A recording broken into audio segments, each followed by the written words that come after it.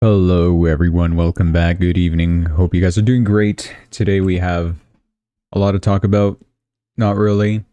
We're going to talk about weather, because yeah, I mean, come on, even the Bitcoin Twitter account will talk about weather once in a while.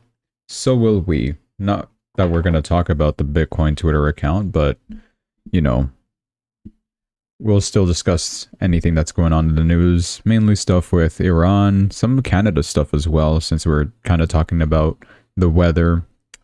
Talk a bit about oil, talk a bit about silver, Robert Kiyosaki, what he has done. Oh boy, this guy. I'm disappointed in him, but we'll talk about that when we get there. And yeah, so let's get into it. Bitcoin's price has not moved an inch since yesterday. We're literally the exact same price as yesterday. 89,600 is the current price. We did have a little blip of volatility toward the upside for quite literally no apparent reason. The highest we hit was 91,179. Just out of nowhere. We just decided, you know what? We're just going to rise for literally no reason. I was in the green. I thought, hey, look at me. I'm a genius. But then at the same time, I was kind of panicking. Like, oh no, I didn't buy enough. But I did. I'm buying more on spot currently. Getting paid from work, it's no big deal. Just, just making money. Anyways, so that's not your problem. So what else do we have? Schedule. Oh, yay, hooray. My work schedule is changing again. No, this time it's practically the same schedule that I had, basic 8 to 4, 8 to 5. Wait, what? What time is... I'll find my schedule in case you guys care. In case you guys want to bother or call me during these times of the day. At 8 o'clock I start and I finish at 4:30 for my work schedule. And that's going to be Monday, Tuesday, Wednesday, Thursday, not Friday, and then, yes, Saturday. Which is pretty insane. Why am I taking Fridays off? What am I going to do on a Friday? I don't know, if I had a girlfriend or something, that would be pretty cool. I don't know, she'd probably be busy on a Friday too. Dude, I can't win. You can't win in this Canadian society. How? Maybe I just don't know. I need a mentor. That's fine though. No urgency. So Saturday, I mean, I feel like Saturday is gonna ruin my schedule. Although I know I don't do anything on Saturdays. Maybe like that one Saturday where we do get invited to, I don't know, a dinner with family, friends or something. I will be probably missing that, but I mean the schedule is still 8 o'clock till 4:30, so I probably will still be available for a dinner, maybe? I don't know. The good news is, okay, if you care about why I'm talking about this, is that my work schedule will not conflict with the stream schedule. Everything will remain perfectly normal and the same, which is excellent. I had fears that this thing was going to start from 2 p.m. and end at 11, and then I'd be like, dude, what time am I going to stream? I don't want to stream in the mornings. That's cringe. And also, I'm busy in the evenings either way. I like to do my normal stuff. So that was a big no-no.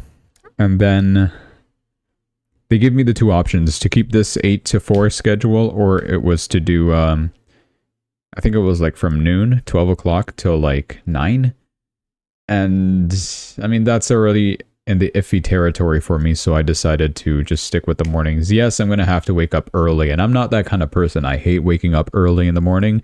I like sleeping late at night, so I don't know. There have been studies that have said, so I've heard, that if you sleep earlier and wake up earlier, your body is better, or something like that. I don't know. Is it better to... I'm going to look this up on Grok right now. Grok is my medical expert. Grok is experiencing server-related issues. Not on my watch. Is it healthier to... What the heck did I just see? Okay, whatever. Don't rewind the stream. Is it healthier to sleep earlier and wake up earlier, or sleep later and wake up later? Or it doesn't matter? Give me the answer. Give me the hard truth. It matters slightly. Sleeping earlier it's aligned closer to natural daylight, tends to be healthier overall. Okay, for your information, I do not go outside, so there will be zero daylight touching my body at any time of the day. Late sleep timing, even with the same duration, it links to higher risks of mental health issues. Let's go! I have mental health issues. That explains it. What else we got? Metabolic problems and mood disorders per large studies. Okay, I fundamentally disagree with all that because I've been doing that for a good chunk of my adult life. Ever since I've been finished with school, I was so blessed to no longer have to wake up early in the mornings. I don't have mental health issues. My metabolism is super high, fast, I don't know. I eat a lot of food and I don't gain weight. I'm permanently stuck at 130 pounds. I cannot gain or lose weight. It is what it is. And I mean, nowadays I'm only eating twice a day, but like the meals are big meals, right? So it's usually a big brunch and then dinner. Why am I talking about health on this channel? Why are we not talking about crypto? What am I doing? Dude, we're fine. Nobody's even watching the stream. We're fine. Consistency in schedule matters more than exact early-late timing, but earlier is generally better when possible. When possible. I'm forced to, okay? You win this time. Alright, let's move on to crypto. So, I've still been DCAing every day, and I will continue to do so. We're dropping another $250 right here, right now. We just purchased more Bitcoin, lowering our average price to a whopping $90,534. Will I regret this? Probably not. I think we're fine. Resistance is pretty clear at 93,800 on Bitcoin. I don't think we're going to hit that. I mean, we're heading into a Saturday and a Sunday. Even on today being a Friday, we didn't really move that much. Yeah, it looked like we were about to start heading higher because of a sudden spike up in the price to 91,000, but then nothing much else came of that. We kind of returned back to normal, and now it just looks like a big scam wick, right? Maybe liquidating a bunch of shorts, people thinking that we were going to go too low, people that were a bit too greedy, right? So, deserved. And I mean, hypothetically, do not kid yourself here. We can rise to 93,816 and you're still going to be in a downtrend. I wouldn't start shorting Bitcoin. I will never short Bitcoin. But if this was some other random asset like Shiba Inu or XRP, yeah, I'd go max short if we do approach that downtrend line. Speaking of Shiba Inu, wow, what a segue. I've sold it. I sold it at the most terrible amount of profit, and I thought I made a genius move because as soon as I sold it, Bitcoin rose to 91,000, and so did Shiba Inu. Not that it rose to 91,000, but it rose to a high price. It wasn't even that high. This is the wick that we're talking about. It would have put me in the negative, but I kind of took my profit over here at a decent price. I made $30. I know, so much money. What do I do here, though? I'd wait it out still. If we approach this area, I might go back into shorting Shiba Inu and XRP. Where are all my favorites? What is going on? Let me refresh that. Speaking of XRP, I know WhaleFud is going long. I'm about to go short. Maybe. Nah. Can we even short this? It's 192. XRP is moving like a meme coin right now. You know, it's the 90% of the time it's decaying, like I said, and then 10% of the time it's just some random spike up of a pump in price. Suspicious. We do have a downtrend going on for XRP, obviously, and it looks sort of like, well, I hate to use this wick, but yeah, it looks like that now. But hypothetically, we could rise to $2.03 to $2 around this area. $2 something would be an optimal area for me to open a short position. I'm willing to risk a short position on XRP. I feel like it. I like to short trash tokens. Sorry if you're an XRP fan. Look at this. I like this. This looks like this is art. Can I like screenshot this and use it as my wallpaper? That looks really cool. The buys, the perfect buys at every bottom with like a space in between each one. That's pretty cool. Come on now. It looks like teeth. Okay. So, Ethereum, what do we have here? What is going on? Why are you the way you are? I wonder why people even ask that. Isn't that so funny? Why are you the way you are? It's like, dude, come on. I am the way I am because that's just what I am. So you can't really do anything about it. Here's the downtrend for Ethereum so far. 3,181 is where that invalidates. I wouldn't count on it too much. Uptrend is gone. Can we just get rid of this? Or should we push it to this low point? It's going to look ugly, but it might work for the time being. Weekly charts would not really care much. I mean, would you even call this an uptrend anymore? Maybe. I'd say it's already broken, though. We might head lower with Ethereum. So I'm going to delete it for now, and I'll focus on support levels themselves. 2,900 being the only level that I could truly see here, because we did wick down a couple of times. So don't know which one to really pay attention to. Okay. Let's go to Solana. No movement either. Lovely. $127.56. I didn't mention Ethereum's price is $2,958, by the way. Solana, it's still on its way down. I still mentioned, right, I want it sub 123. Because I do want to buy Solana. Or at least average out whatever I have going on over here. Is this my total position? Okay, so that means I'll need, what's 10 divided by 3? 3.3. Watch that be totally wrong. I think it is 3.3. Yep, that should be good then. If I'm 3.3 thousand, that should drop whatever average price I have from 174 to, if I'm buying at 123, what's the average between those two? Do not make me do math live. I'm assuming it's 150, okay? 175, we'll say, plus 123 is that divided by 2 is 150. Hey, look at that math. I'm great. Never question my math. And 150 Solana, it seems more like that can happen, but I don't like the fact that 150 is a resistance for Solana. If I was to buy the same position that I currently have open to reduce my average price on Solana, it would reduce it to a resistance level, and boy will that resistance level be hard to break, 150 for Solana. I did talk about Solana reaching 150, and we hit 148. That's close enough. I'd say we approached the 150 successfully before reversing. And, well, now's the chance, right? If you do want another opportunity to approach that 150 with good strength, you better hope that we bounce at 123. So keep your eyes peeled for that. Negative funding rate, by the way, no harm in going long. Except that you might lose all your money if this thing drops to 0. Hyperliquid, it's somehow on its way up. Why are you on the way up? I did see... Can you trade stocks on Hyperliquid? Just give me the... Please let my VPN bypass this. Okay, screw you. I'm changing my location to Asia. And I will refresh... And restriction is gone in 3, 2, 1. It's not loading. What do I do? Okay, I'm gonna go back.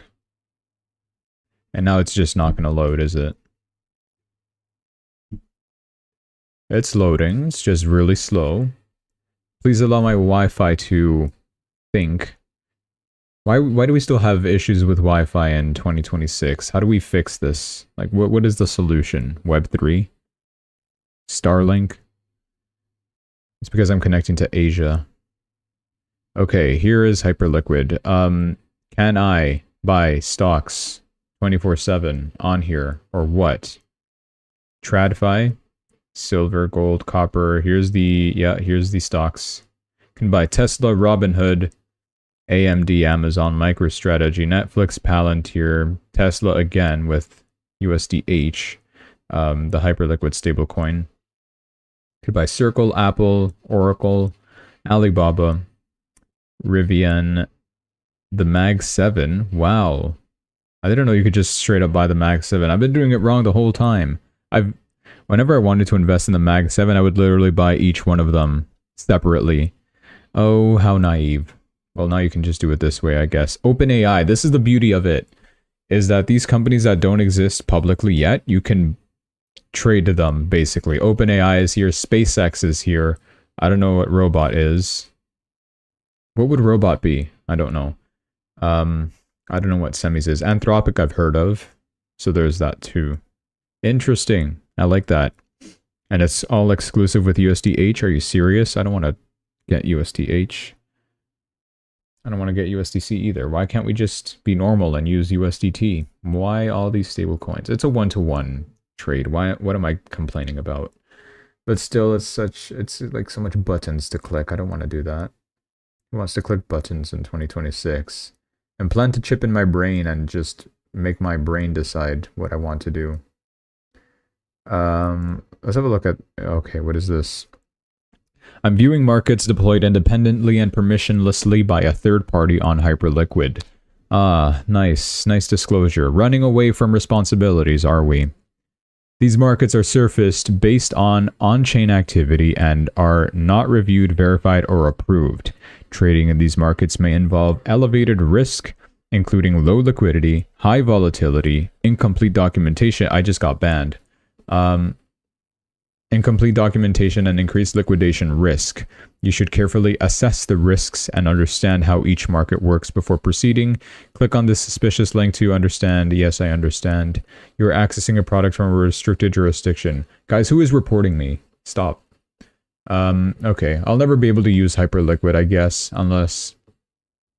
is Hyperliquid allowed in Ecuador?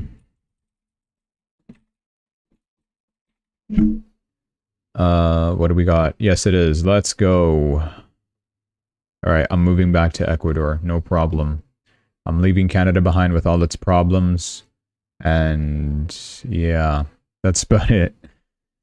I mean, Ecuador has its advantages and disadvantages if I move there. First of all, everything is accessible, which is great. I can use a lot other brokers and exchanges because it's not heavily regulated like it is here in Canada. The other advantage is, I mean, it's quiet. I like the quietness. I like my farmhouse. I like my chickens, and that is it. That's what I want to do. And then the disadvantages, of course, is the power outages. Sure, you got a fiber optic cable internet, but then, I mean, it's kind of unreliable. A tree will fall and your power will be out. What else do you got? You got to actually focus on the farm life if you want to survive, right? There's no like, I mean, crypto is supposed to be my job, but you know what else is suspicious there is that people see you with a lot of riches. They're going to be like, oh, which cartel gang are you part of? So it's like, okay, they're going to rob me and kill me either way. So what do I do? It's dangerous everywhere. I mean, it's dangerous even here. I could just die. Who cares? I'll die when I die. Just don't make it painful, okay? Make it nice and quick and don't touch my wonderful family, yeah? Great. Let's move on. I don't know why I got so sidetracked. We were talking about Hyperliquid and the suspicious rise. Right, that's what I wanted to see. Why are you on the rise up 5%? Is this just a dead cat bounce? I think it is, honestly, because I have not heard much about Hyperliquid and it just seems to be doing its normal thing. Why would it just suddenly be spiking? The fact that it's pretty oversold, sure. It did get pretty oversold. Why are we up today? Just give me the straight up answer. Don't tell me technical levels because that's fake. Institutional ETF speculation. There we go. Grayscale has been actively laying the groundwork for crypto ETFs. They filed with the SEC to launch a BNB ETF. That is not Hyperliquid. They have previously established Delaware statutory trusts for proposed BNB and Hyperliquid ETFs. The ongoing institutional narrative around Hype has provided a bullish backdrop. So we're expecting a Hyperliquid ETF soon, maybe? Not that it would really matter. Solana's got an ETF and we're doing worse. Tactical rebound from support, that's garbage. Low liquidity and social buzz. Low liquidity, that's not a good thing. Speculative trading. Okay. Maybe whale activity, so that could be it. Do I trust the rise? Not really. think I'm gonna short this at 24. Unless we absolutely rip above and change the trend over. I'll be paying attention to 15-minute charts, of course, to confirm any entries. That's what we should do. SUI, $1.48. Still in its downtrend. 160 is where that invalidates. We're using whatever this is of an uptrend. Kind of. I think that still works for now. 148, man. We dropped to a low of 143. Lowest possible case is, of course, our last resort of a support level, which we've touched multiple times. Seems like we might be heading there next again at 130. I call it. They're saying here 132, 133. Close enough. 130 is what's important here. We've approached that level multiple times. I don't know if it will stay strong though. I hope it will be. So let's hope that there is a lot of buying hands ready to slow the price drop from there. But I mean, the potential of a rise always is there for SUI. This kind of rise was a 43% rise. How long did that take? 1 week? 5 days? That's perfectly fine. Accumulation around 130 is... I'm confident with that for SUI. For now, I will not touch it. Let it free fall. Chainlink. $12.21. It's not loading. Awesome. You guys, I pay a lot of money for internet and it's great. Even Canadian internet is unreliable. You know, when I was in Ecuador, I was hoping for... I was running the O2, if you know what I'm talking about. Only OG viewers will understand. And I was trying to connect to Brazilian servers because, I mean, Brazil is literally right next to Ecuador. And guess what? You get 250 ping in Brazil from Ecuador. I come back to Canada, I'm like, that's suspicious. I try connecting to Brazilian servers again, and it's the same deal. 250 ping. So what is it? Is it like the same distance from Canada to Brazil versus Ecuador to Brazil? That can't be. And I'm getting the same amount of ping on both. Or maybe it's the internet that was bad. Okay, we finally loaded, so I'm going to stop rambling. The point is I had to play in North America. I had to run North American servers. And yeah, so it was somehow lower ping than Brazil from Ecuador, which made no sense, but whatever. It is what it is. 12.22 current price of Chainlink. I don't see anything good with this. A rise to 13 would be open door for a short. Would it really though? I honestly don't think so. I don't think I would short this. If anything, I'd probably get ready to go long. Yes, this is an area of potential, you know, continuation of a drop. We approach this downtrend line that comes from not our all-time high, but our highest point recently, in at least in year 2025. I don't want to go back here. Fine. What is the date? What is this date, please? It's 2025 something. Okay, July probably. August. Okay, there you go. That downtrend line. We approached it after, you know, doing our drop, lateralizing below 15 for a long time. We were about to see if we were going to break out of this and approach 15, break that resistance and head higher to $20. No, that did not happen with Chainlink. We bounced from it and we're heading lower. But we do also, if you're looking at this from this angle, we're kind of in this range, this zone, right? Lowest point, highest point. Lowest point at $11, highest at 15 if we even can try to reach that. We hit 14 in recent times, okay? We're back at almost 11. We're at $12.21. If anything, this can drop. Yes, sure. I'll be buying around 11, I think, for Chainlink. I do like that. And I've sniped Chainlink a couple of times, so I like it. To $15 easily, yeah. Because when we eventually do break this downtrend line, which as time goes on, the likelier it becomes, I do absolutely feel that we can break out of the downtrend line and head higher. Why is there problems with my internet? Okay, we're fine. We're fine, we're still live. Yeah, I'd be accumulating anything that says $11 and something. I'll buy Chainlink. Watch me forget about that. That's the plan, though. What is going on? It's not even loading. Hold on. Okay, while it's just being slow, I'm gonna draw this box over here. so that I know that I want to buy here. Depending on however low we go, I'd be willing to purchase over here because I'm confident we can break this downtrend line. We already bounced out below it, rebounded below it once. It's likely we're going to just gather more strength and go much higher from here to at least 15. 15 is going to be our first major stop. And of course, there will be pivot levels that will guide us through the way, but we're not there yet. It's going to take a few weeks, in my opinion. Can I please change to BitTensor? Thank you. $236.96 is the current price. 260 is where the downtrend invalidates, and it's currently on its way down, meaning that we may head lower. We bounced below this. That's not good. I really don't see which support level we can use other than 206. 206 seems to be the most important one. And to drop to 206, you're expecting this thing to drop another 13%. I don't know if I really want to see that for BitTensor, but we've been surprised in the past. I mean, look literally what happened over here. This dropped 17%. No problem. No problems at all. Just decides to drop 17% because, I mean, we feel like it. That's totally fine. Same deal over here. As soon as we thought BitTensor could not go any lower, it just decided to continue going lower. Even a drop from here to here, it's 30%. You had a 3x leverage position, you're gone. You would not have survived. And of course, let's not even talk about October 10. I'm not even going to scroll that far back. God forbid someone brings this up when I'm 80 years old.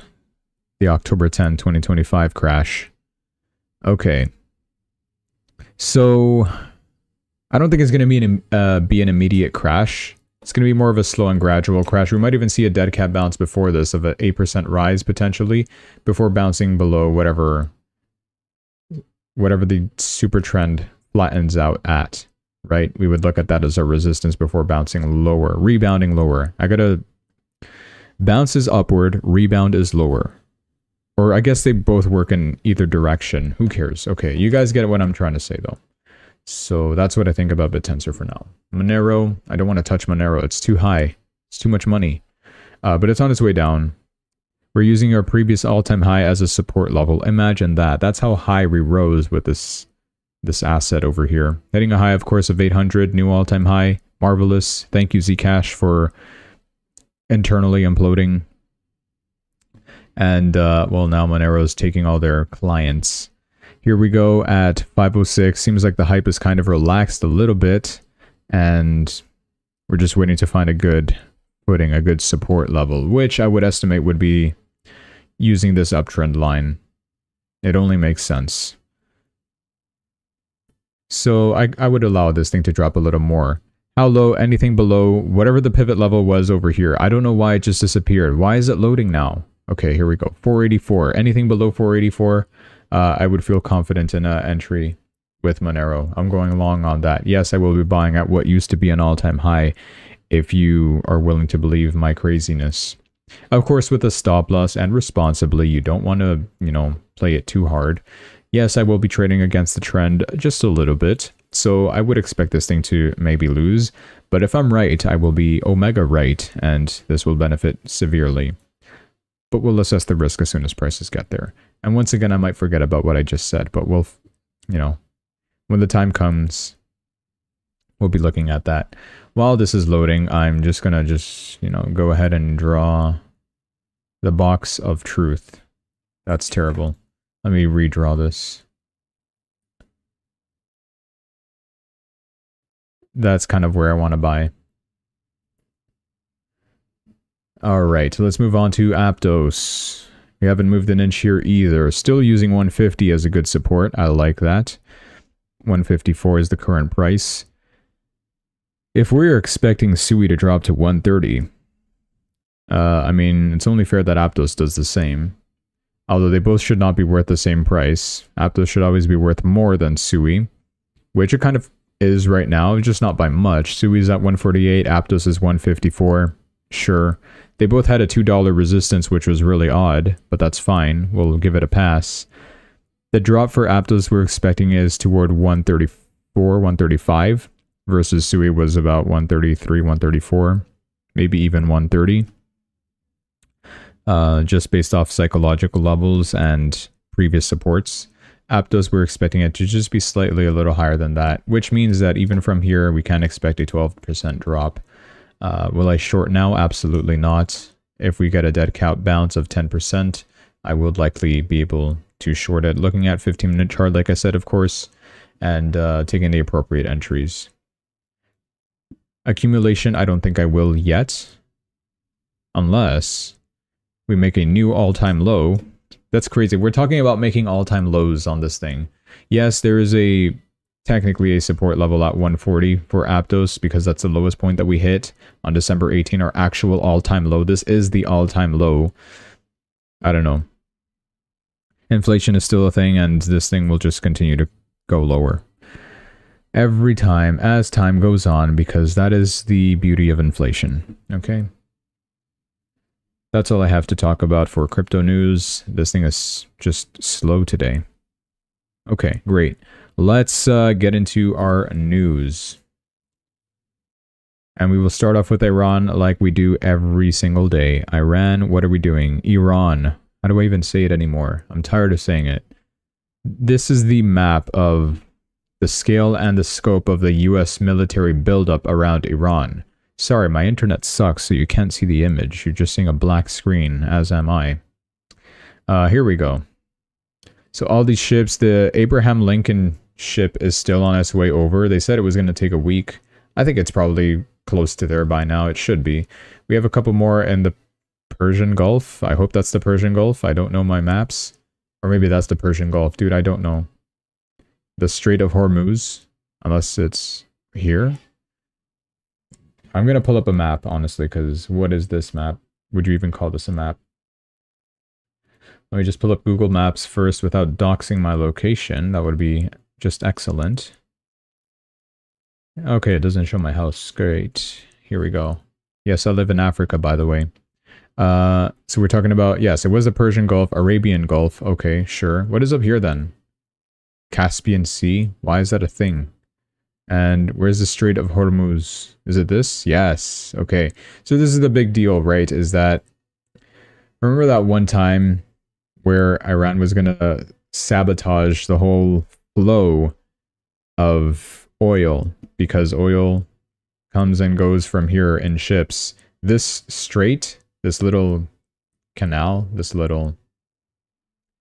yeah, that area, they were planning on closing that down and sabotaging it so that people would not be able to buy or sell Arabian oil. And I mean, they could do that this time around as well. I guess they don't really have a reason to. So, sure. We got Israeli planes also, and we've got a lot of ships over here as well. So, you guys are pretty much surrounded. When are we attacking Iran? Just get it over with. What is this? Get out of here.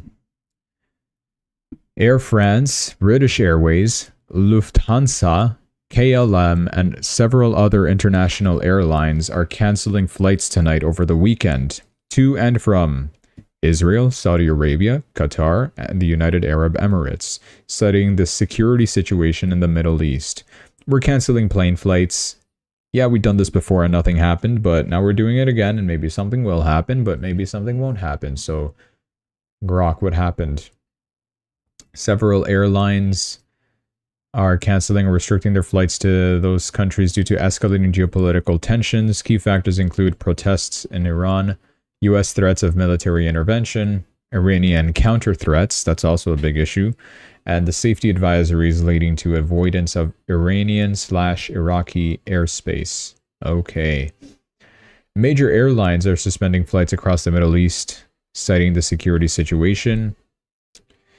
They've begun canceling flights tonight and through the weekend to and from those countries, with additional international carriers expected to follow as regional tensions escalate. Okay, basically the same post I read before. Now, what else is going on in Iran? Turkey is warning that Israel is seeking an opportunity to strike Iran as well. Yeah, obviously, we do know this. FM, I don't know what FM, former minister, forest, federal minister, Fidan. What is FM? Don't tell me FM radio.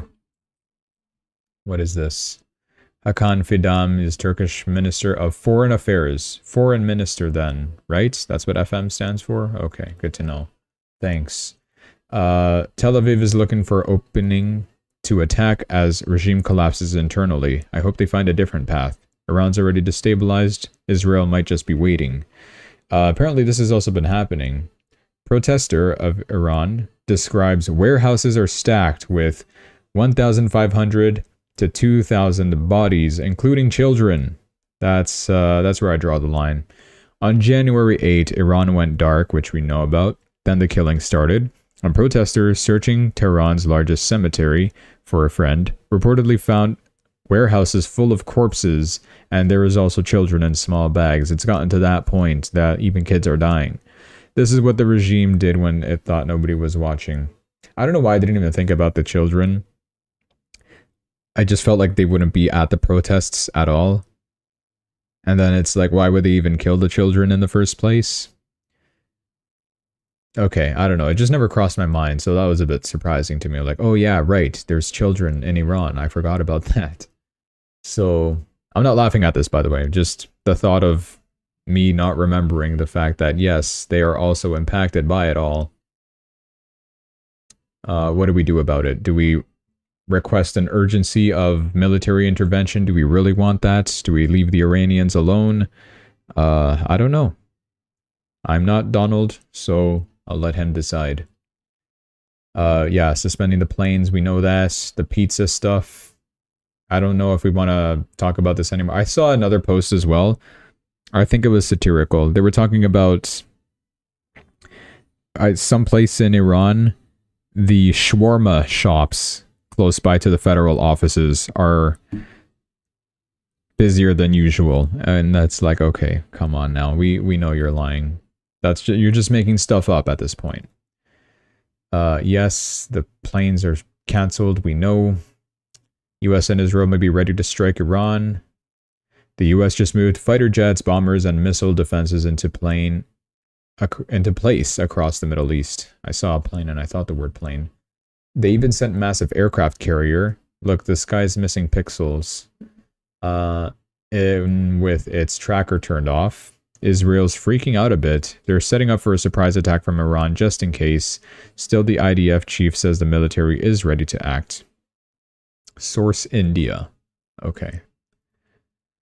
Lovely. Let's move on from that. Will this attack on Iran happen? I don't know. I don't think it's going to happen this weekend. I'm tired of like covering the fact that, oh, the attack is imminent. They're going to just intimidate. I guess they're going to have to sacrifice a couple more civilians dying throughout the time period of them waiting, which that's going to be an issue. So that means that they will eventually have to act unless, I don't even know. What is the point of the tariffs again? We put like a 25% tariff on anybody trading with Iran. We're just going to destabilize the government more, probably weaken them economically. When they're on like close to their last breath, then we hit them hard because now we can ensure that they will not retaliate. And on our first blow of this attack, we must ensure a regime change. That is kind of what I think the Iran know. That is kind of what I think that the United States and Israel are waiting for. So that's my thoughts on it. Trump posted this. He feels us. He feels the pain. The record cold wave is expected to hit 40 states. Hey, talk about Canada. We're also getting the cold wave here too. Wintertime, man. It's part of the deal. Rarely seen anything like it before. Could the environmental insurrectionists please explain whatever happened to global warming? Is this her? I hope it's her and I'm not tagging some random... Shut up, I'm not buying premium. Is this actually Greta Thunberg's account? Oh, it actually is. Funny. I love how she has like no mutual followers with me. That's so funny. Yeah, come on. You guys remember Greta Thunberg, right? This happened in Trump's first term, where she was hugely against Trump because of the climate change stuff. And now Trump is saying, Oh yeah, all the stuff about global warming. Well, it's getting super cold over here. I don't feel no global warming. Did I say warning the first time? Okay, whatever. So global warming, yeah, it's getting cold. I guess that's part of the climate change issue, I guess. I don't know. I'm not a climate change expert, but yeah. Trump posted this as well on Truth Social saying, I have been briefed of on the record cold wave and historic winter storm that will be hitting much of the United States this weekend. The Trump administration is coordinating with state and local officials. FEMA, the emergency something, is fully prepared to respond. What does FEMA even stand for? Something against Mother Nature. Natural disaster, meaning Federal Emergency Management Agency for floods, hurricanes, fires, hazards. Yes. The rainy day funds.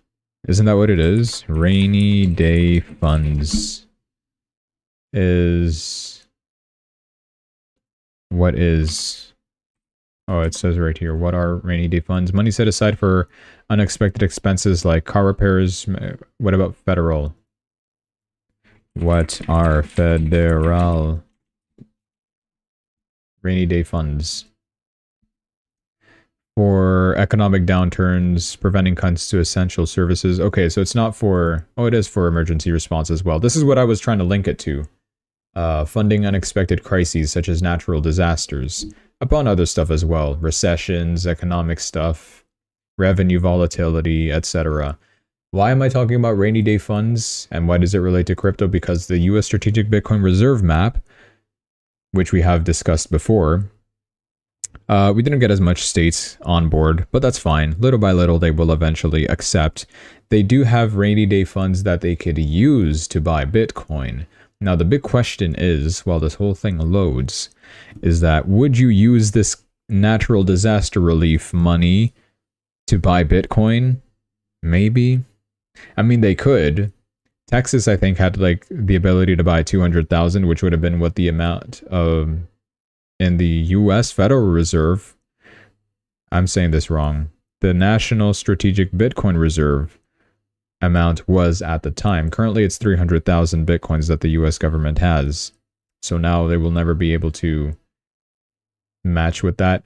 What is... Okay, I'm still connected to Asia. Is that why? Yeah, that is why. Let me go back to Europe. Please reload. There we go. That's crazy.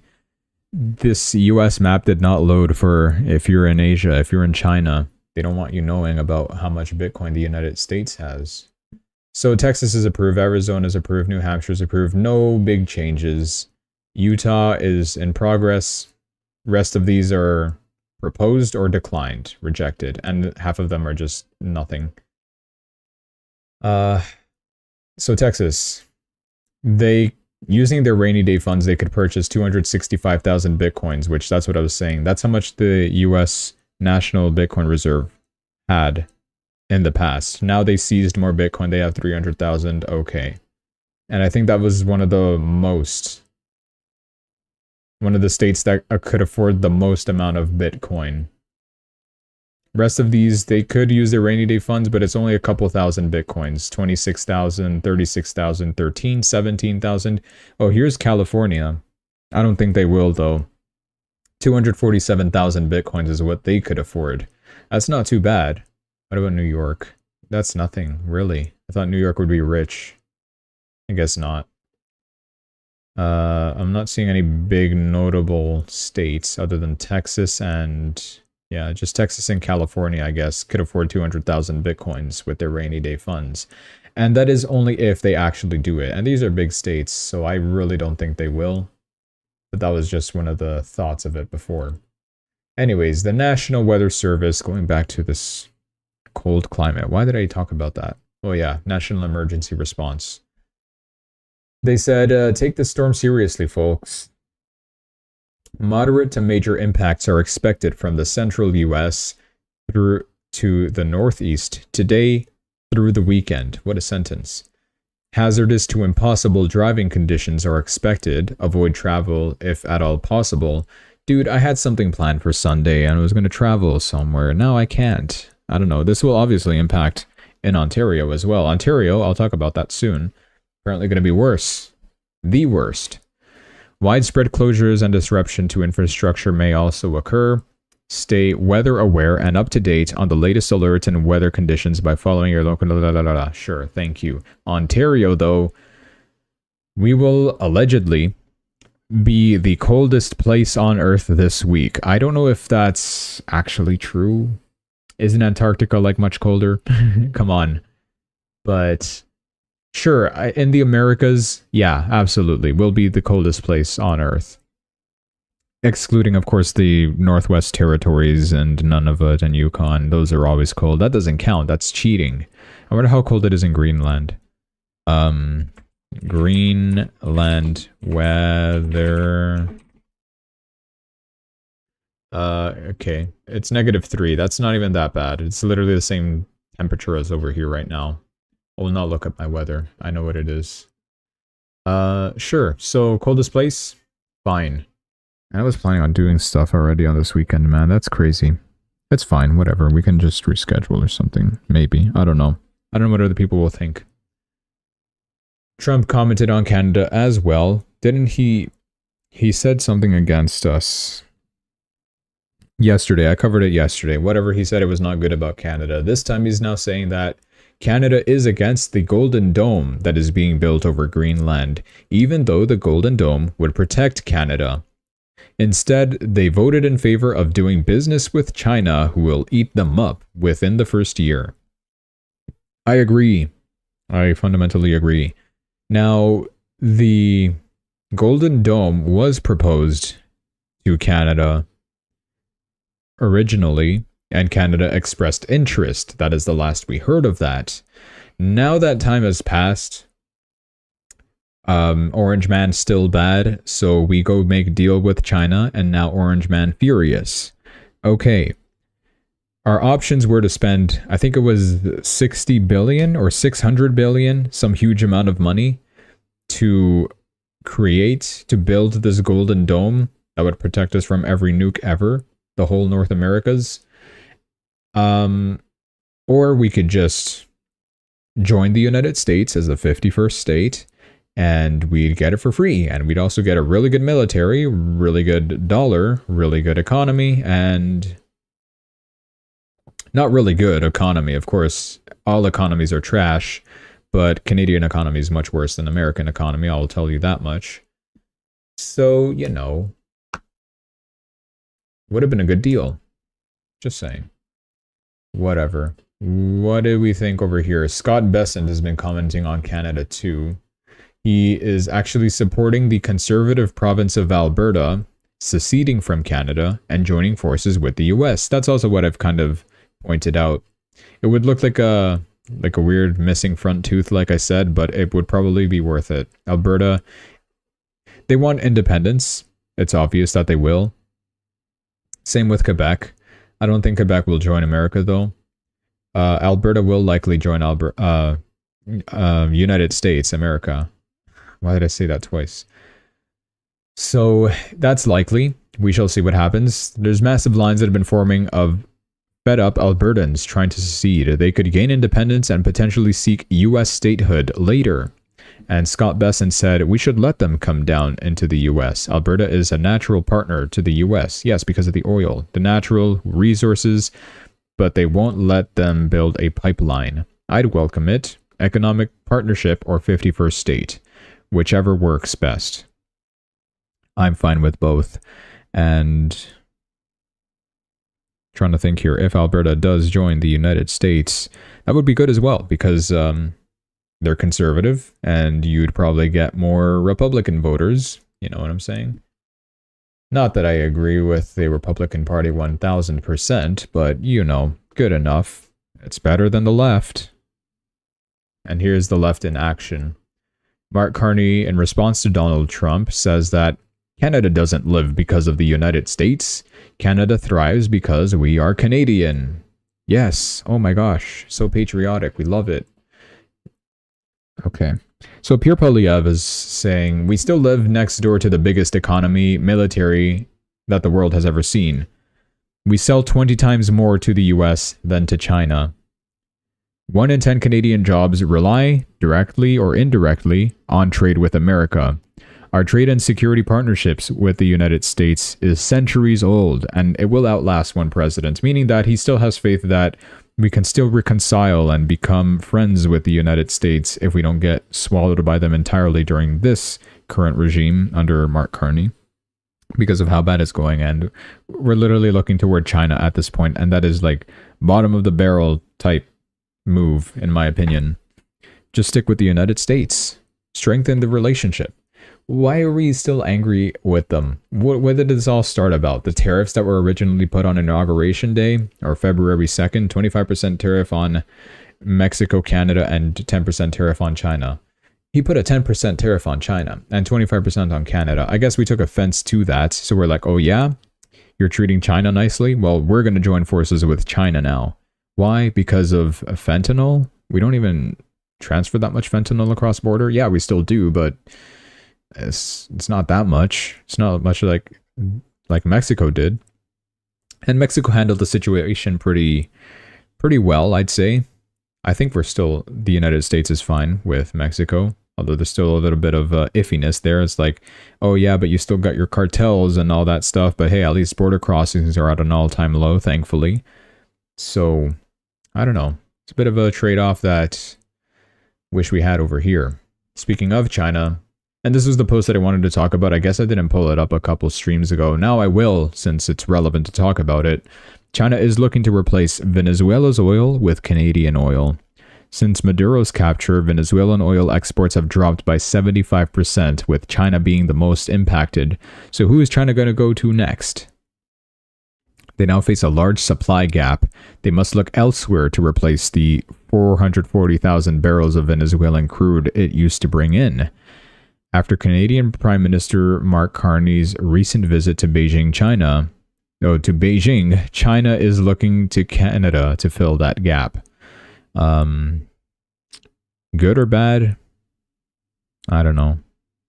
We're helping the Chinese, and Trump does not like that. He literally seized all the oil of Venezuela and captured President Maduro because of this very same reason. Likely, right? The Chinese influence, the Russian influence, the BRICS. Venezuela was about to join them. We don't want that stuff in our hemisphere. And now we have our next door neighbor, the biggest one, the Canada, now doing the exact same thing. And it's like, okay, my brother in Christ, what will we do about this? That's the situation of the world. Mexico, though, like I said, I don't know. They seem to be doing the right thing, kind of, but they still have the cartel issue. So what do? Mexico considers halting oil shipments to Cuba amid fears of retaliation from US President Trump, because that's another issue. The Cuba thing, the Panama thing, the Greenland thing, Venezuela. Just take over the whole continent at this point. Just stop at Ecuador, though. You know, don't go lower than Colombia. Lovely. Okay. I'm sorry, Colombians. I love Colombians. That's just a joke. It's Gustavo Petro, the issue. I don't know. They seem like they have a good, friendly conversation. Weren't they going to meet up in February? I think they were, right? Gustavo Petro, president of Colombia, was going to visit Trump. I don't know if visit was the word or if it was just a phone call. I think he's scared. Delcy Rodriguez was scared. She had to make a phone call, but not Maria Corina Machado. She was perfectly fine in visiting the U.S. She was greeted with love from a lot of reporters. She was mobbed. But that's fine. This also happened. I no idea what's going on in Armenia or middle of nowhere. Is that even Europe or North Asia, Middle East, Northeast, Middle East, whatever. Trump says, I want to thank President Aliyev of Azerbaijan and Prime Minister Pashinyan of Armenia for upholding the peace agreement that we signed last August, which we did cover, by the way. This was a nasty war. 1 of 8 that I have ended, but now we have prosperity and peace. In February, VP Vance will travel to both countries to build on our peace efforts and advance the Trump route for international peace and prosperity. We will strengthen our strategic partnership with Azerbaijan, a beautiful agreement for peaceful nuclear cooperation with Armenia, deals for our great semiconductor markets, yes, and the sale of made in the USA defensive equipment such as body armor and boats and more to Azerbaijan. Thank you. Where is this place? Armenia? That's in like, dude, it's like South Europe, North Turkey kind of area. Yes, I am once again pulling up a map. Allow me. I have to scroll out much further. Armenia. Here is the map. That's Ukraine, Bulgaria, Azerbaijan is here, and Armenia is here. So this is to the right side of Turkey. Okay, it's not too bad. Again, it's like the same meme, like, screw you, we don't want your kind here, and they're both the same guy. Like, they're doing the meme. They literally, I bet they all look the same. I'm probably wrong, but I don't know. I've never heard of these countries. So, I've heard of Armenia. I have a friend from there. Silence if you're watching. Hello. And then, I don't know about Azerbaijan. I'm sure they're lovely countries. I got scammed from a guy from Georgia. Lost $400 in that scam. Yeah, I hope nothing good happens to him ever in his life, so that's great. But I don't wish death upon no one, so let's move on before I get too heated.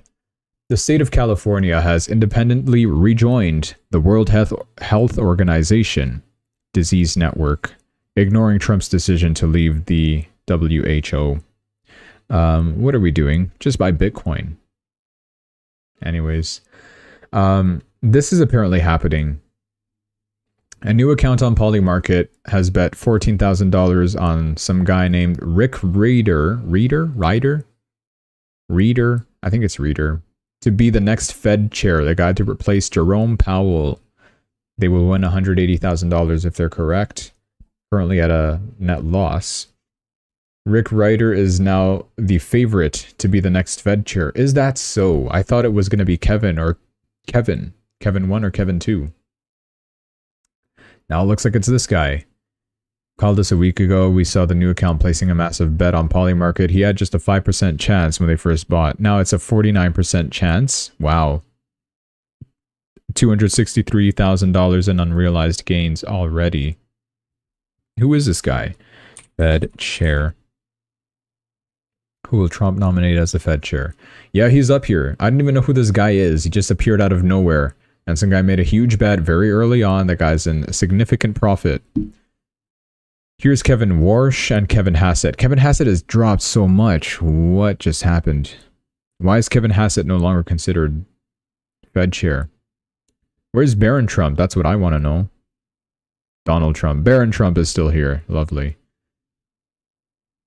Howard Lutnick. Jerome Powell again. This is just free money. Obviously, Jerome Powell will not be reelected. No one nominated before 2027. That's so funny. That's obviously not going to happen. Stephen Moran, I would like, because he's like, I think he's a little too extreme though. Like, let's cut rates 50 basis points every meeting, no matter what. Okay, that is what Trump wants. But I don't think we should have the guy as the Fed chair. It's better if we, put somebody actually responsible. Not saying that he is irresponsible, but someone who is the face of the Fed. This is who it's going to be, right? And we can't have someone like Stephen Moran doing that. Otherwise, everybody's going to think the Fed is a joke, right? So you got to put someone serious. Once again, I don't know who Rick Ryder is. Kevin Warsh seemed like a good contender. It seems like he's 31% chance there. These were the two Kevins that I've been estimating or assuming would be the best picks. Christopher Waller, I don't mind seeing Waller here. Scott Bessent, he's already busy with other stuff. Why is he even on the list? Michelle Bowman, I think she's good too. She's good. I don't know who Judy Shelton is. Probably some old lady. I'm looking her up first. She's not that old. She's age. Okay, she's 72 years old. She actually does not look 72, so hey, congratulations. She looks maybe 50. I don't know. These wrinkles kind of give it away. Sorry, I will not judge her further. She looks great. Rick Ryder. Who are you? Who is Rick Ryder? This guy. This fellow. This is the guy who's going to tell you that your stocks go up or down. Do we accept? Tell me more, please. Oh, he's BlackRock's chief investment officer of global fixed income. Was this the guy that got interviewed at Mar-a-Lago? I think it was. Now I remember. I just never looked him up before. That's why. I remember that actually, yeah. Because they talked about, oh, some guy from BlackRock is being interviewed to be the next Fed chair. Some guy makes a huge polymarket bet a couple months later, and now he's 50% chance of being the next Fed chair. Who is this guy? And do we really want a BlackRock man in here? Come on. Come on. Oh, I clicked on the BlackRock website. I meant to click on Wikipedia. Okay, whatever. I guess we're reading this now. This is so bright. Thank you. He joined BlackRock in 2009. I'm not reading all this. I do not have the attention span. Can we go to Wikipedia? No Wikipedia. Lovely. Oh. Okay, never mind. I'll have to do more research on him, but okay. Sure, this is the guy who's going to be the next Fed chair, apparently. Rick Ryder. I think this... Mar-a-Lago. Yeah, interviews underway at Mar-a-Lago, and that guy was their BlackRock's chief investment officer. I do remember that. Okay, cool. So he will be there now. Lovely. Did you guys see this? The whole penguin walking toward the mountain. There's this weird documentary that came out, and it's become this huge meme out of nowhere. I don't even know how old the documentary is. It might be old for all I know. Could be new. I doubt it. They were talking about like, oh, there's these penguins in, I'm assuming, Antarctica, because where else do penguins live? And instead of going to the herd and following everyone else, this one penguin caught our attention. He was looking towards these mountains, and he looks at this beautiful landscape of like these snowy, icy mountains after being in this like super flat land of ice. And the narrator was like, and he caught our attention because he was just so fixated on it. And the mountains are like 70 kilometers away. And he just decides to abandon everyone, abandon the breeding grounds, and just go to the mountains. But why? And that was the big question. And that just became a meme and a source of motivation for a lot of people, to the point where I even used it as my lock screen wallpaper as well. I can't show you it. I'll try to. Can I show my phone? Let me try something. I'm about to leak like a bunch of stuff. Hold on. How do I go about this, dude? I don't think I can show it. Whatever. I want to put like my phone screen on the screen. Can I hide display? Will this work? Yes, it will. Okay, hold on one sec. Let me get this up for you. Cast my screen. Close that. Draw my unlock pattern. Cancel. Oh, I just clicked canceled. How smart of me. Can I accept it? No, I cannot accept it. Okay, you know what? Forget it. No, I can't do it. I'm sorry. I'm sorry. Can't do it. I can't show my lock screen. I can only show my home screen, but I don't have the wallpaper set on my home screen. I just have it on my lock screen. Oh well. So even the United States president has gathered the attention of this meme, and it's been skyrocketing, especially on Pump Fun. And I really regret not buying this thing, because I only found out about the meme yesterday while I was looking through Instagram Reels and seeing that. It was just video after video of the same thing, and it was so funny. I don't know why. It was just so funny to me. It's like, dude, this is so hilarious.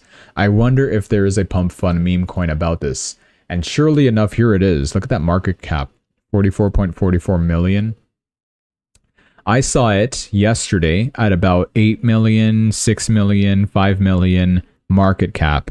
And I saw the rise. It was like over here. Imagine you're seeing all this green stuff up to here. You don't have this zoomed out perspective of like this huge rise over here. Okay? This is what it looked like for me yesterday. I saw this happen. I did not see the 12 million. Okay, I only saw up to this. It rose to 8 million. Yeah, and then it dropped to 6 million. That's what I saw. And I'm like, I'm not buying this. It seems like it rose a lot. It's a funny meme, but I don't think I will buy it. It seems like it rose too much already. What literally happens the next couple hours? Well, oh my gosh, dude, I could have been a millionaire by now. Could I have been a millionaire by now? To go from whatever 6 million to 45 million, how much multiple is that? 45 divided by 6, 7.5x. How much Solanas do I have? 6.84 Solanas times 7.5. They would multiply by that amount, right? If I was to sell them right now and if I bought them at that price yesterday. I want to know how much profit I would have made. 51 Solanas, and how much does each Solana cost? $127.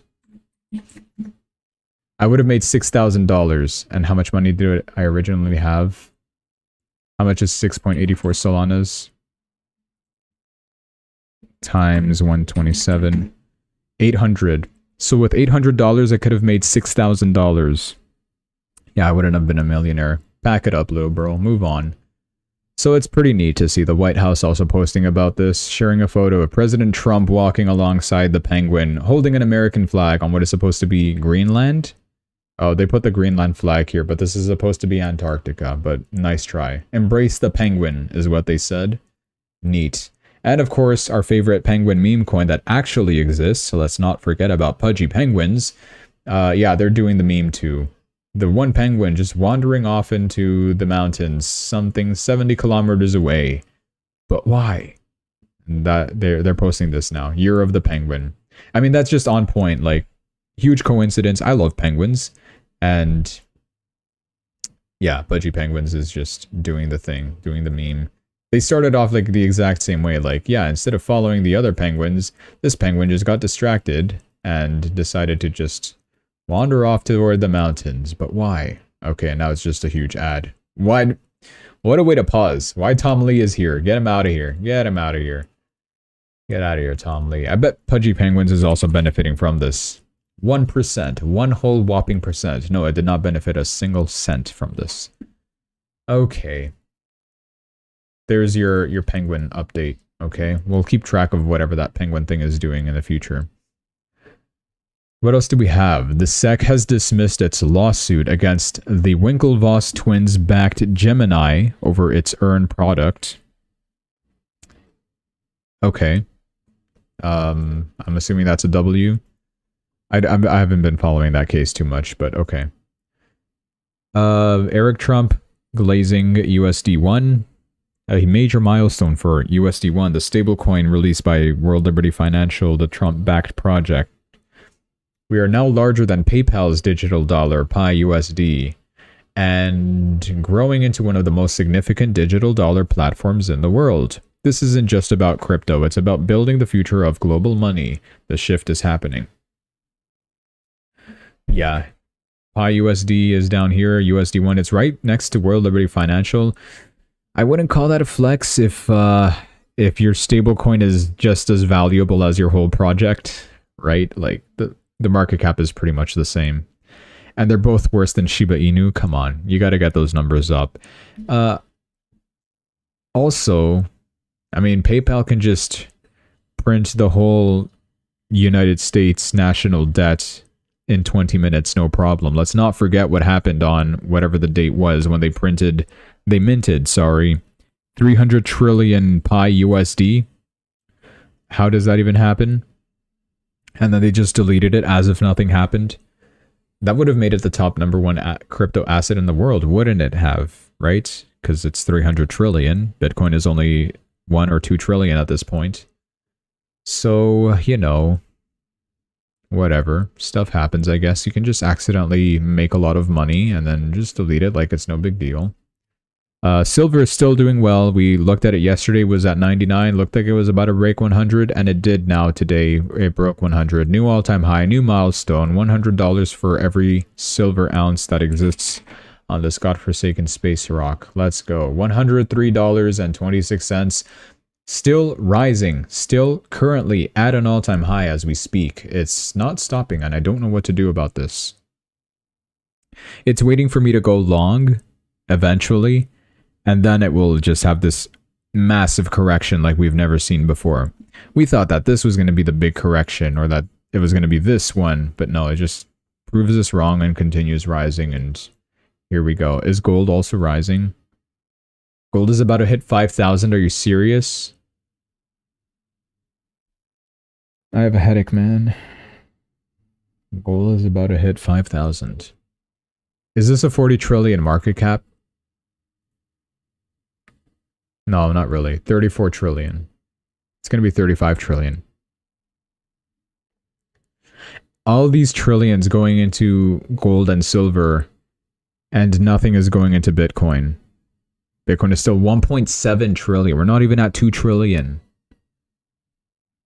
It's only a matter of time, right? Right?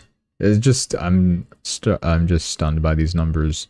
Hey, if you feel bad about this, don't worry, guys. I have Robert Kiyosaki to clown on for a whole minute and a half. Let's talk about this. Robert Kiyosaki, the guy who was bull posting gold, silver, and Bitcoin. He sold his Bitcoin at a good price, I think, 90,000. Sure. He's been holding on to it for years. He's made profits, and Bitcoin has not risen since then. We're still even below 90,000 right now. 89,800. Sure.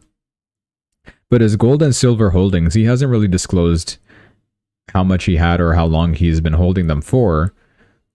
Just the fact that he owned them, until he later today revealed that he no longer has them.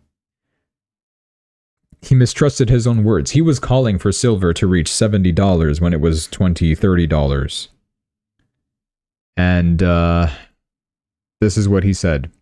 I sold all my silver and gold and converted it to Bitcoin. Okay, I didn't know about the conversion to Bitcoin part. 11 months ago he did this, so this would have been Trump inauguration.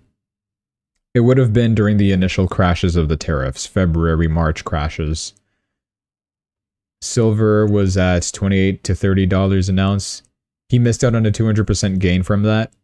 And gold was also $1,940 to $2,000 an ounce. He missed a 70% gain on that. And Bitcoin is at 96,000. Not really, but okay. Yeah, rip. Okay, you messed up. Did he though? I would have suggested the same at the time when Bitcoin was really cheap and gold and silver were considerably at high prices, right? $30 for silver, $3,000 for gold. I probably would have done the same, honestly, so can we really blame the guy? After talking about it for many years, he completely missed out on the 230% increase in silver and 80% rise in gold during the past 11 months. That is unfortunate, but happens to the best of us, hey? And, I mean, Bitcoin also did have its good rise in 2025. We did hit all-time highs after that. Did he sell at the all-time high? Not really. He sold at 90,000 last I checked. And it was a controversial thing when he told everyone, yeah, I sold my Bitcoin at 90,000. I'm staying out of it. And everyone was like, what do you mean? You were bold posting it the whole time for many years, and now you're selling out right before the big rise? But yeah, we really don't know when this big rise is going to happen, if it ever will. So rest in peace, Robert Kiyosaki. He's still alive, but not his Bitcoin positions, or gold and silver. Gold and silver seems to hit the hardest because, yeah, those are pretty significant gains. And this guy's got, not billions. Is Robert Kiyosaki a billionaire? Robert Kiyosaki net worth.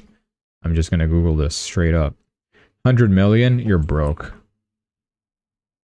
Not even a billionaire in 2026. Imagine. Yeah, rich dad, poor dad. No, I'm just clowning on him a little. He's good overall. 100 million, that's great. You're perfectly fine. More than enough to live for generations.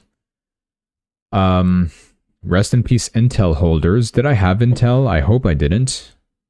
I don't think I did.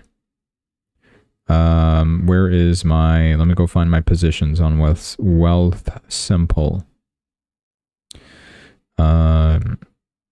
Tax-free savings account. Please do not hold Intel. I don't hold Intel. Based. Let's go. I survived the crash. I did not partake in it. It crashed 17.50% today, allegedly. I have not looked at the charts, so let's go look at the charts and let's go find out why. Why did Intel do what it did? I apparently had a position. I sold it though. Luckily, I sold it. When did I sell it? Let me find this out right now. I didn't update my charts for a long time because I've just been delaying it because of work. That's the issue with this whole job thing, is that I have no time to stare at my computer as much as I once used to. That's fine though. History, activity, market sell at 27.33. Is that when I sold it? No, that's, yeah, 27.33 Canadian shares. 27.33. That's a pretty good rise. Let me draw. I think I use this line to draw. 27.33. And when did I sell this? This was January 14 at 11 a.m. So it would have been right here. Let me coordinates this. 27.33. And I bought it at what price? 20.81. 20.81. Come on, that's a really good trade. And then it just crashed from 31. Yeah, I missed out on a larger rise. Ooh, sure, whatever. I bought when it was oversold, sold when it was overbought. Simple as that. In stocks, that's kind of the, not the best way to do it, but an easy, simple way to do it. And if it keeps going against you, you keep buying. But if that happens, you're going to be stuck with MicroStrategy like I am. This is my average price on MicroStrategy. This is where we are with it. I don't know if I'd really suggest it. On normal stocks, things that obviously will recover and do well, sure. Not on a speculative crypto asset like MicroStrategy. I ate the whole narrative of JP Morgan, BlackRock, MSCI drama with MicroStrategy, and I survived it. Kind of. I'm still open in the position. The good thing about it is it's all spot, so you gotta crash to zero for me to lose money. Otherwise, I'm not losing money. I'll wait as long as it takes. And I'll keep buying. And I have not bought for so long. But yeah, okay, that's good. Good position on Intel. Good buy. No longer in it. Sure, I could have made a bit more gain, but that's fine. What else did I do? Oh yeah, why did Intel crash? Do we know why? Just write int C. Tell me why it crashed. Oh, earnings? Was it earnings? That makes sense, of course. Earnings, yes. I have not been informed on earnings either, dude. I did not even know. We had good earnings and it crashes. Yes, that's just peak stock activity here. Good earnings and thing crashes.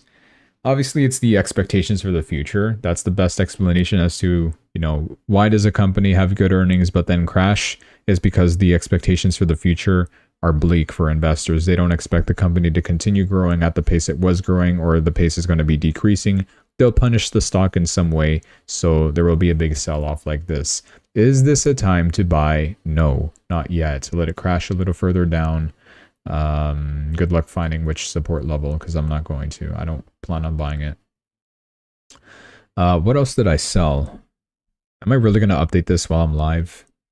How have I been streaming for 1 hour and 18 minutes? I feel like it's only been like half an hour. Okay, well, there you go. Good earnings for Intel. Anyways, I'm at my last post either way. We're about to end stream soon. Europe launches W to challenge X. This is so dumb. We're now using letters as like social media companies. I'm going to make my own and call it, I don't know, A or M or S. I don't know. And just make it a competitor to quite literally anything. I have started a project. It was for school, right? I had to make like a project, and it was in groups of 3 that we had. This was for web development, okay? We had to do, like literally create a website for anything, as long as it had, you know, access to a database and to create usernames or passwords or whatever, right? So unfortunately, we had an odd number of students in the class, and I didn't get into a group of 3. I had to get into a group of 2.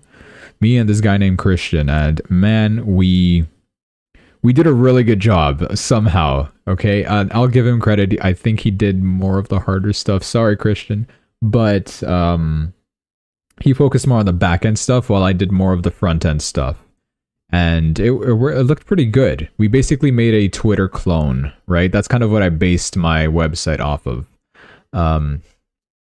Should I show it? I think I will. It's self promo. Why not? Let me go on GitHub. Here. Dude, I'm gonna show a lot of random stuff, man. Let me just find my own repository if I can even find it. Codweb is what I call it, because it sounds like cobweb, but, you know, coding, so it's Codweb. Wow, look at all these people stealing my idea. Can I just, like, look up my own username? Dude, I have to sign in. Are you kidding me? Hold on. Hold on. How will I find this? How will I ever find this?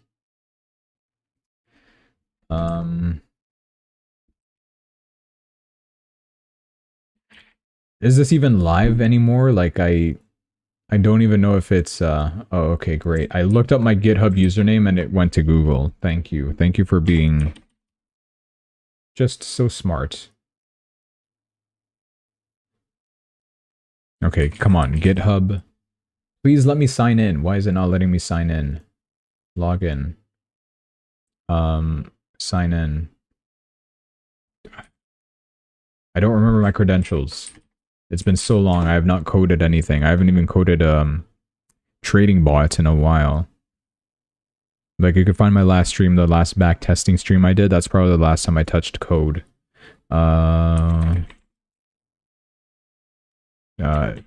Dude, I forget my password. I hope it's this one. It's this one. Okay, great. Let me find my repository. Here it is. Okay. Yeah, I don't think I'm going to find the actual version because we hosted it on Heroku. Great, yeah, so it's not even going to work. All right, here we go. You know what? So this is the thing. Don't steal my code. I'm leaking it for you guys. Here is how it works. This is the sign-in page.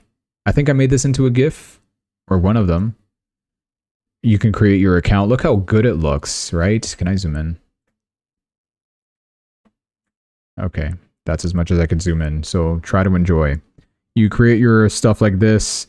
You type in your stuff. Look at that similarity to Twitter. Look how perfect it is. And you can also do dark theme,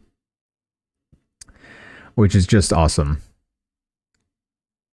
I was a big dark theme guy. I still am, obviously, as you can tell. I do dark theme everything.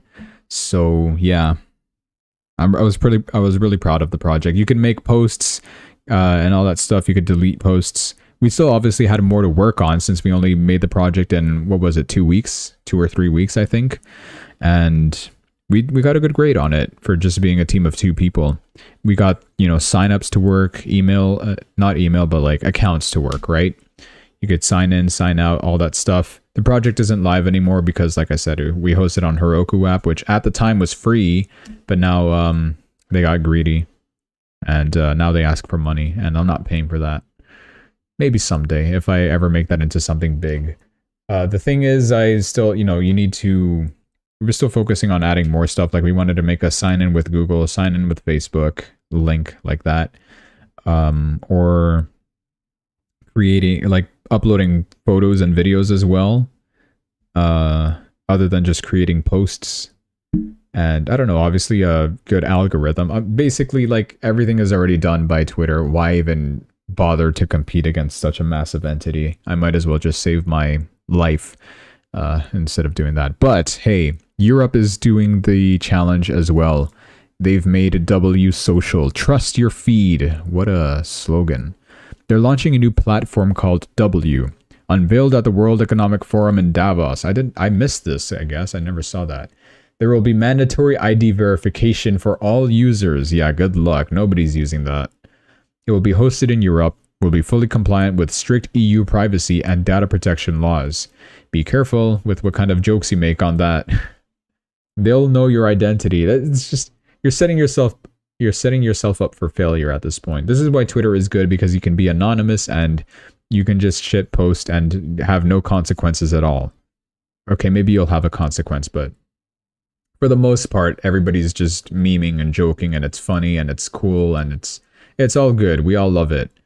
But with like Europe and their hate speech laws, that's going to be a huge issue. It's already having an issue with people on Twitter, you know, even reposting something that can be offensive to anybody, right?